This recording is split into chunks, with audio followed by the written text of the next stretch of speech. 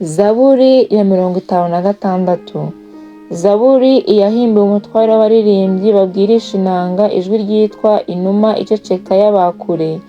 Ni zaburi ya Dawidi yitwa Mikitamu, yahimbye ubwo Abafilisitiya bamufatiraga i Gati. Mana, mbabarira kuko abantu bashaka kumira, biriza umunsi bandwanya bakampata. Abanzi banjye biriza umunsi bashaka kumira, kuko bandwananya agasuzuguro ari benshi. Uko ntinya kose nzakwiringira. Imana izampa gushima izina ryayo. Imana niyo niringiye, sinzatinya. Abantu babasha kuntwara iki? Biriza umunsi bagoreka amagambo yanjye, bibwira ibyo kungirira nabi bisa.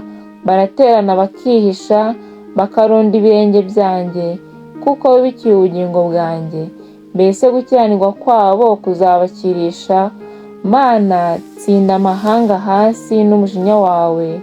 Ubara kurorongotana kwanjye, ushyira amarira yanjye mu icupa ryawe. Mbese ntiyanditswe mu gitabo cyawe? Icyo gihe abanzi banjye bazasubizwa inyuma ku munsi nzatakiramo. Ibyo ndabizi kuko Imana iri mu ruhande rwanjye. Imana izampa gushima izina ryayo. Uwiteka azampa gushima izina rye. Imana niyo niringiye, sinzatinya. Abantu babasha kuntwara iki?